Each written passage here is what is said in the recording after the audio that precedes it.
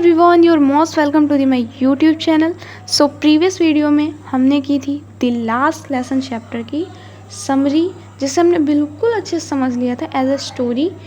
And उसके बाद हमने उस चैप्टर को लाइन बाय लाइन बुक से पढ़ भी लिया एंड आज हम लोग करेंगे उसके क्वेश्चन आंसर्स की प्रैक्टिस। तो अगर आप में से किसी को भी इस चैप्टर में से थोड़ा सा भी डाउट है या कुछ भी, तो फर्स्टली आप जाइए उस वीडियो से या कहीं से भी आप चैप्टर की समरी को समझिए एंड देन एक बार प्लीज़ बुक रीड कर लीजिए, जिससे आपको बुक की लाइंस भी क्लियर हो। वीडियो स्टार्ट करने से पहले मैं आप सबको ये बता दूं कि बोर्ड पे मैंने केवल क्वेश्चंस लिखे हैं।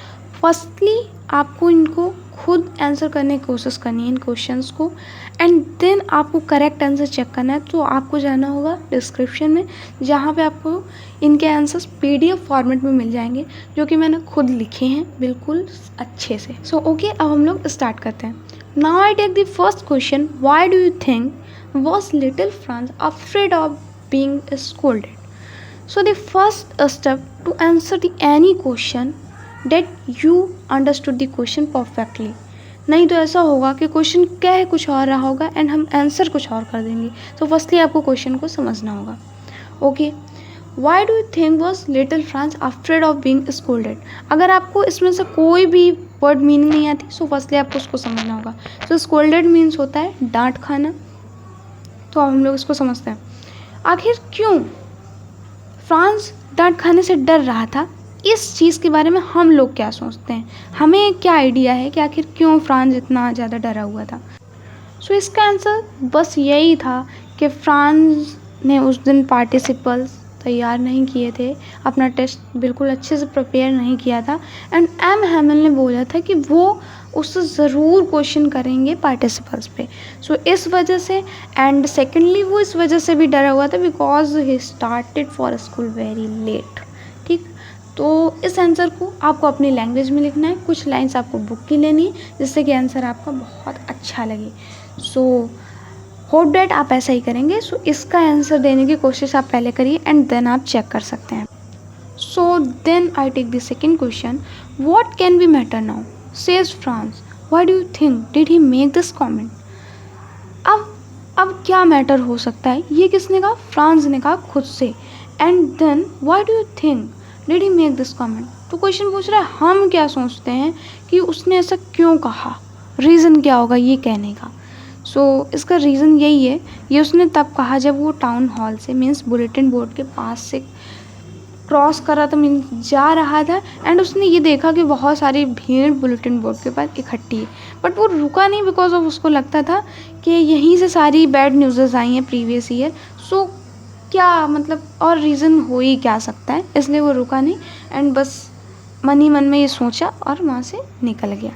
सो इसका आंसर यही होगा। इसको आपको अपनी लैंग्वेज में लिखना है और जो मैंने बोला कि बुक की चीज़ों को भी आपको लेना पड़ेगा। सो अब हम लेते हैं अपना third question, what was the usual scene when Franz school began in the morning? So इस क्वेश्चन में हमें ये डिफ़ाइन करना है कि जब फ्रांस का स्कूल मॉर्निंग में स्टार्ट होता है तो उसका यूजुअल सीन क्या होता है, नॉर्मल सा सीन। सो बुक में बहुत अच्छे से डिफ़ाइन किया गया है कि जब वो वहाँ पहुँचता होता था, बिकॉज वो हमेशा लेट होता था, there was a great bustle, बहुत सारा शोर होता है, डेस्क के ओपन एंड क्लोज होने की आवाज़ होती है, स्टूडेंट्स के पढ़ने की आवाज़ खूब तेज़ से स्कूल के बाहर सुनाई देती है एंड बहुत सारे स्टूडेंट्स अपने कानों पे ऐसे हाथ रखे होते हैं जिससे कि वो अच्छा कंसंट्रेट कर पाएँ। सो बस यही है इसका आंसर। एंड अब हम लोग लेते हैं अपना fourth question, what a thunderclap these words were to me, which were the words that shocked and surprised the narrator? So एक थंडर क्लैप मीन्स बिजली से गिरी उन वर्ड्स के थ्रू मुझ पे, ये किसने कहा? ये नरेटर मीन्स फ्रांस ने खुद से ही कहा। सो अब क्वेश्चन पूछ रहा है कि वो वर्ड्स कौन से हैं जिन्होंने फ्रांस को मीन्स नरेटर को इतना ज़्यादा शॉक कर दिया। सो वो वर्ड कौन से हैं ये हमें बताना है। सो वो वर्ड बस यही थे जब एम हैमिल ने कहा था the student it is your last lesson. जब ये एम हैमिल ने कहा ना, तो फ्रांस को ऐसा लगा कि उसके ऊपर बिजली से गिर गई। एंड उन्होंने जब ये बताया कि आज के बाद आप लोग फ्रेंच लैंग्वेज कभी नहीं पढ़ सकते एंड कल से आप लोगों को स्कूल में केवल एंड केवल जर्मन पढ़ाई जाएगी, सो यही चीज़ सुन के उसको ऐसा लगा कि उसके ऊपर बिजली से गिर गई।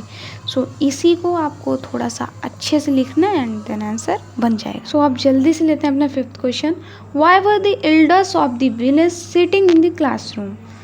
जो गांव के बूढ़े लोग थे, बड़े लोग थे, वो क्लासरूम में क्यों बैठे थे? तो वो बस इसीलिए बैठे थे बिकॉज ऑफ वो एम हैमिल की लास्ट फ्रेंच लेसन की क्लास को अटेंड करने एक तरह से आए थे, बिकॉज ऑफ आज के बाद फ्रेंच नहीं पढ़ाई जाएगी स्कूल्स में। एंड ये उनका एक वे था एम हैमिल को उनकी 40 ईयर्स की फेथफुल सर्विस को थैंक करने का, एंड कहीं ना कहीं अपनी लैंग्वेज को रिस्पेक्ट देने का भी। सो इसे आपको अपनी लैंग्वेज में लिखना है एंड देन आंसर बिल्कुल अच्छा सा बन जाएगा। And beach beach please book की लाइंस को ऐड करिएगा, देन ही आपका आंसर बिल्कुल अच्छा दिखेगा। और फिर भी आपको डाउट हो तो आप चेक कर सकते हैं जाके PDF से। 6th question is what tempted Franz to stay away from school? वो कौन कौन सी चीज़ थी जो फ्रांस को अट्रैक्ट कर रही थी एंड रोक रही थी स्कूल जाने से? सो वो कौन कौन सी चीज़ें थी ये बीच बीच में डिफाइन किया गया। फर्स्टली तो ये कि एम हैमिल को क्वेश्चन करने थे पार्टिसिपल्स पे फ्रांस से, सो वो डर रहा था इसलिए। एंड सेकंड ये कि जब वो निकल रहा था टाउन हॉल से तो वहाँ पे बहुत सारी भीड़, हमने बताया था ना, तो वो भी उसको एक तरह से अट्रैक्ट ही कर रहा था या रोकने की कोशिश कर रहा था कि आखिर क्या रीज़न हो सकता है, वो रुक सकता था वहाँ पे। एंड ये भी कि उस दिन का मतलब जो वो दिन था ना, वहाँ पे डिफाइन किया गया the day was so bright ऐसा करके। सो डे वॉज ज़्यादा गर्म था ऐसा कुछ, ये सारी चीज़ें थी जो फ्रांस को अपनी ओर अट्रैक्ट कर रही थी एंड रोक रही थी स्कूल जाने से। So now I am take the last question of this video. How will I remember it that last lesson? So ये फ्रांस खुद से ही कह रहा है कि ये वाला जो चैप्टर है ना, लास्ट लेसन, इसको तो मैं बहुत अच्छे से याद रखूँगा। सो अब क्वेश्चन भी ये पूछना चाह रहा है कि which scene does you remember more vividly than the other? कि वो कौन सा सीन है जिसे फ्रांस बहुत अच्छे से याद रखेगा बाकी के मुताबिक। सो विविडली मीन्स होता है सजीव ढंग से, मतलब बिल्कुल अच्छे से, ठीक। सो ये वो वाला सीन है जब ओल्ड हॉर्सेस कुछ स्पेलिंग राइट्स कर रहे थे प्राइमर के थ्रू एंड वो बहुत ज़्यादा रो भी रहे थे बिकॉज बहुत दुखी थे।